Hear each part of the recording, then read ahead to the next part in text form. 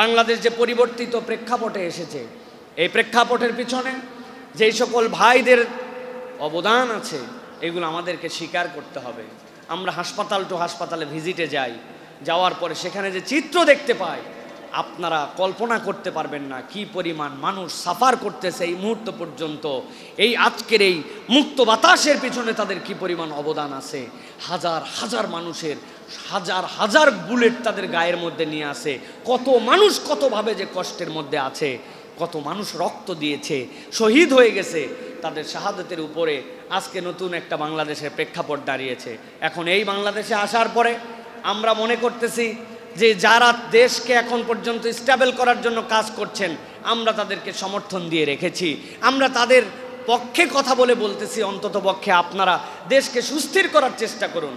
আমরা গরম কোনো কথা বলতে চাই না, গরম কোনো দাবিও নিয়ে যেতে চাই না, কিন্তু কতকের নানান ধরনের কর্মকাণ্ড দেখে মনে হচ্ছে যে তারা আমাদেরকে আন্ডার এস্টিমেট করছেন, যে মনে হচ্ছে যেন যে আমরা কিছুই বুঝতেছি না আর ওনারা সব বুঝতেছেন।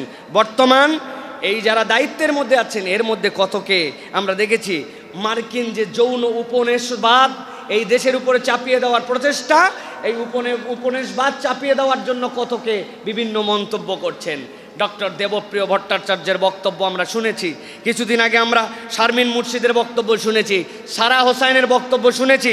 তারা আমাদেরকে নতুন নতুন ফরমেশনে কথা শোনাচ্ছেন, তারা আমাদেরকে বুঝাচ্ছেন যে এখন আমাদেরকে ইউনিফর্ম ফ্যামিলি কোড আমাদের জীবনে বাস্তবায়ন করতে হবে। সাধারণ মানুষ বুঝতেছে না ইউনিফর্ম ফ্যামিলি কোড মানে কি। তারা এর দ্বারা বুঝাতে চান যে যত ধরনের বাংলাদেশের সংস্কৃতির যত ধরনের মানুষ আছে সকলের মধ্যে একটা সেম ধরনের আইন কানুন লাগবে। আরও যদি খোলাসা করে বলি, মুসলিম পারিবারিক আইন, মুসলিম উত্তরাধিকার আইন, মুসলিম মিরাসের আইন, এইগুলার আর দরকার নাই, সকলের জন্য এক ধরনের আইন দরকার।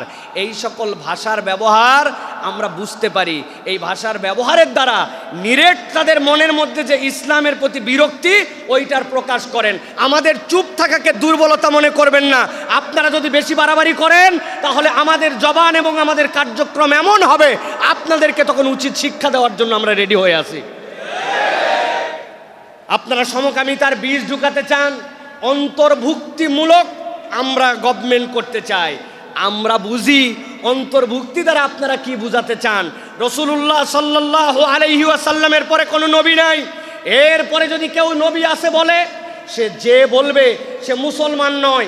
বাংলাদেশে হিন্দু খ্রিস্টান বৌদ্ধ যারা আছে তাদের যে অধিকার সেই অধিকার নিয়েই তারা থাকবে। আমাদের তাদের সাথে কোনো বিরোধ নাই, কোনো আপত্তি নাই, কিন্তু মুসলমান পরিচয় নিয়ে থাকতে পারবে না, কাফের পরিচয় থাকতে হবে। আপনি অন্তর্ভুক্তির দ্বারা সমকামিতা বুঝান, অন্তর্ভুক্তির দ্বারা আহমেদিয়া জামাতকে বলেন যে তারাও এখন বিপদের মধ্যে আছে, অতএব তাদের বিষয়গুলো আমাদেরকে দেখতে হবে। সমকামীরাও টেনশনে আছে, এই টেনশন দূর করে দিতে হবে। আমরা ছাড় দিয়েছি, কিন্তু তার মানে এই নয় যে আমি আমার ধর্মে, ইসলামে, আকীদায়, আদর্শে, কোরআন সুন্নায় ছাড় দিব। কখনো বাংলাদেশে কোনো আহমদিয়া সুন্নিয়া জামাত মুসলমান পরিচয় থাকতে পারবে না। থাকবে কিন্তু কাফের মুশরিক পরিচয় থাকবে।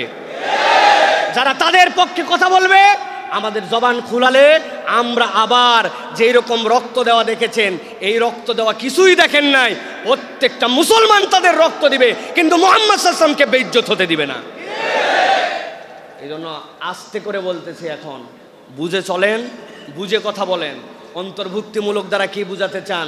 সমকামিতাকে প্রমোট করতে চান? আপনারা সেমিনারে যায় বক্তব্য দেন যে আপনারা আমাদের কাছে প্রস্তাব দেন, যা বলবো তাই শুনবো। এত সস্তা নয়। বাংলাদেশে প্রকৃত সংখ্যালঘু আমাদের হিন্দু ভাইরা নয়, খ্রিস্টান ভাইরা নয়, আমাদের অন্যরা নয়, প্রকৃত সংখ্যালঘু যারা নিরেট ইসলাম পছন্দ করে, ইসলাম মানে তারা হচ্ছে বাংলাদেশে প্রকৃত সংখ্যালঘু। আমি হুজুর দাড়ি থাকার কারণে বিপদ, আমি হুজুরের টুপি থাকার কারণে বিপদ, আমি হুজুর ইসলাম মানার কারণে বিপদ। আমার আয়না ঘরে বিচ্ছিন্ন দুই একজনকে কেবল দেখেছি অন্যদের, আর প্রত্যেকটা মুসলমান দাড়ি টুপিওয়ালা এদেরকে বিভিন্ন ট্যাগ লাগায়া জঙ্গির নাটক সাজায়া ওদেরকে ভিকটিম বানানো হয়েছে।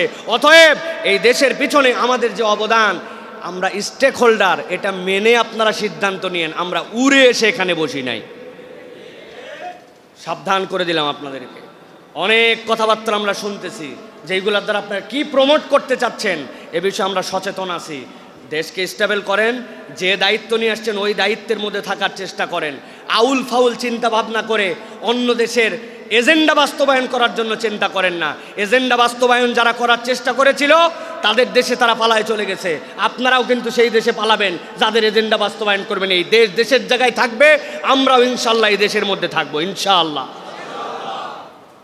অতএব এই বাজে কাজ এইগুলির সাথে যেন কেউ জড়িত না হয়। দেশ গঠনের জন্য চেষ্টা করা হচ্ছে, আমরা দেশ গঠনে আপনাদেরকে পূর্ণ সমর্থন দিতে চাই। আমরা মিছিল মিটিং হইচই করে আপনাদেরকে অস্থিতিশীল করতে চাই না, কারণ আমরা জানি এই দেশটাকে চুষে খেয়ে এর ভিতরটাকে খোলস বানিয়ে দেওয়া হয়েছে।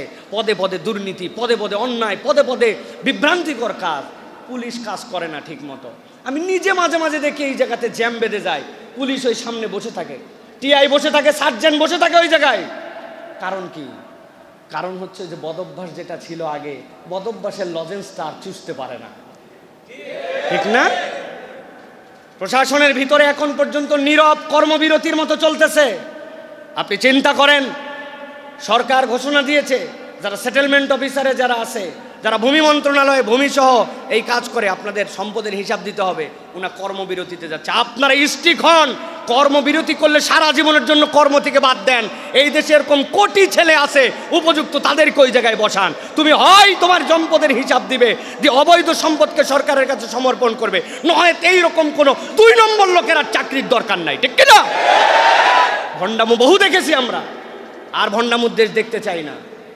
মহল্লার মধ্যেও সিদ্ধান্ত নেন, কেউ যদি মদ মাদকতা অন্যায় এইগুলোর সাথে জড়িত থাকে, আমরা আমাদের এই মহল্লাকে পরিষ্কার করতে চাই, তালিকা জমা দিবেন, নিজে প্রিন্ট করে মসজিদের সামনে লম্বা করে ছবি সহ টাঙাই দিব।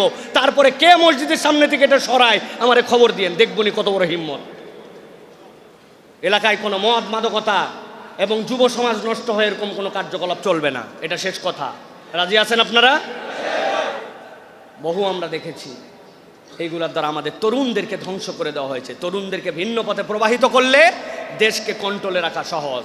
এই জন্য আমরা তরুণদেরকে এখন অ্যাক্টিভ করেছি। এই তরুণ এখন আদর্শ তরুণ হবে, আদর্শ বাংলাদেশ গড়বে ইনশাআল্লাহ। এই আদর্শ বাংলাদেশে নাপাক কোনো কিছু ঢুকায়েন না। প্রত্যেক সম্প্রদায়ের ধর্মীয় অনুভূতি আছে, ওই ধর্মীয় অনুভূতির বিবেচনা অনুযায়ী মানতে হবে। আর এইটা বিশ্বাস করে চলতে হবে, এখানে 90% মানুষ মুসলমান এবং ইসলামকে পছন্দ করে। অতএব 90%-এর উপরে আপনি 1-2%-এর এজেন্ডা চাপায় দিবেন। আমরা চুপ করে থাকলেও আমাদের এই চুপ করে থাকাকে দুর্বলতা যেন ভেবেন না।